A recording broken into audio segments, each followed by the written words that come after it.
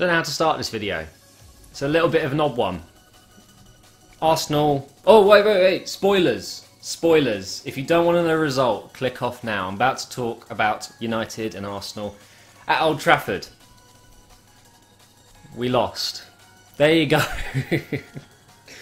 It turns out FIFA got it right. FIFA predicted a 1-0 victory for Man United with Van Persie scoring the winner.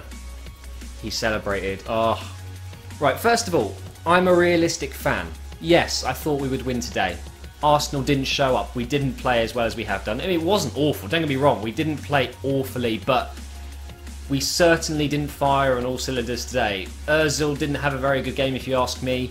Giroud could barely get anything on it. You know, it just wasn't us. And I think, you know, fair play to United. I've got to give credit to them. They worked their asses off. Rooney is just, what an insane player sometimes. When he wants to play, he is absolutely fantastic. Jones in midfield in the first half just stopped everything. I've just got to say, you know, United fans should be very happy with that. That is the classic United for me. They're not as good as they have been, obviously, but what we saw there against Arsenal is Manchester United. Very difficult to break down and winning games, scraping results out. I mean, ultimately, Arsenal got outdone by a set piece, and obviously Mertesacker is out. He was sick. Would he have stopped it? It's arguable. Lots of fans will be saying, you know, if we had Mertesacker, it would have been a 0-0, or, you know, we would have gone on to win the game, or obviously goals are game changers. You know, the game would have had a different dynamic had it been 0-0 at half-time. But Mertesacker was injured. It's as simple as that. Vermaelen had a really good game, if you ask me. Him and him and Koscielny, I thought, did pretty well. It was more going forward. I thought we struggled. We really did. We couldn't find the space. Ramsey on the wing again, proving Wenger's wrong to do that. I'm sorry. Ramsey is not a right midfielder. But yeah, all credit to United. I'm a realistic fan. I'm not going to be a sore loser and say they didn't deserve it, because they were the better team. And you got to take your hat off to them. Unfortunately, it was Van Persie who scored the goal. I don't think he had a particularly great game, but that goal was good. It was a great header. It came off his shoulder a bit. He kind of knocked it onto his shoulder and it looped over Gibbs at the far post.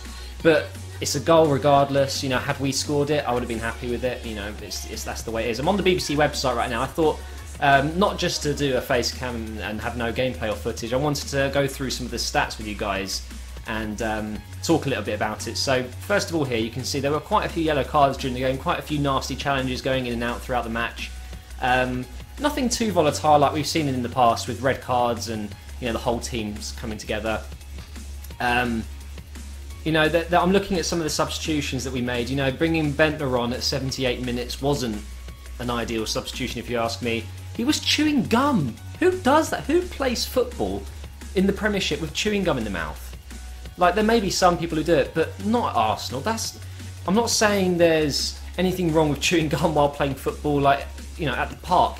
But when you're playing a professional game, chewing gum, to me, signifies he just doesn't care. He's just chilling, you know, with his chewing gum. Not a big deal, but I'm just pointing out the fact that Bentner is not someone who should be at the club. He's not. Wilshere coming on for Flamini. Obviously, we lost that more defensive, heroic player that Flamini is, but we needed something going forward, a bit more going forward, and Wilshere did do well. Don't get me wrong, he came on, he did well, he did get a yellow card, which wasn't great. Gnabry, for me, was the best substitution we made. On 83 minutes, he came on, and instantly we had width, we had more pace going forward, and if you ask me, that should have happened instead of the Bentner substitution. Much earlier on, 7 minutes of Gnabry, maybe if we had 15 or more, it could have been a different result. I've got to give credit to Moyes as well. You know, he made some decent substitutions. I think Fellaini did pretty well when he came on in the last 5 minutes. He just provided that brute strength. He held the ball. No one could get it. Giggs made a bit of an impact when he came on. In general, Man United were the better team. That's all I'm going to say. Now, if we look at the actual stats here, we dominated possession. Okay, that is the Arsenal way these days. We like to have possession. There have been games near, you know, the 50 mark where we've been kind of sharing the possession. But today, you know, the second half, we really, I think it was almost 70% at some point, which is it's very rare at Old Trafford for the away team to come and get that much possession, in my opinion anyway. In terms of chances, I mean, Arsenal came on top with that. 10 shots, but only 2 on target, which is not good enough. there's no point having 10 shots if you're only going to get 2 on target. You might as well ignore that stat. It's all about the shots on target, testing the keeper, and both teams were even. Corner-wise, we did get 1 extra corner. Fouls-wise, it was very even as well. But you can see from the stats, you would say, if you didn't watch the match, that Arsenal should have won this game, but it didn't. Stats aren't everything. It's the goals that matter, right? And they scored, and that's the goal there, just going in. I don't know what else to say, really. I mean, I've said on Twitter it was a good game to watch, but I think I meant it was a fair match. There wasn't like any naughty stuff going on, if you know what I mean. Like, I thought both teams had a really good go of each other. I really wish Arsenal turned up a bit more. You know, like we played against Liverpool. Had we played like that, I think we'll be talking a very different result right now. But that's the way the cookie crumbles, unfortunately. It was a good goal by Van Persie. It was a bit fluky maybe on the shoulder, but it counts. His celebration though, I mean, oh my god, it was a bit cringeworthy for me to watch, because I don't have like a hatred towards Van Persie. I just don't like him anymore. You know, it's just, I'm bitter. I'm so bitter that he's gone to Man United.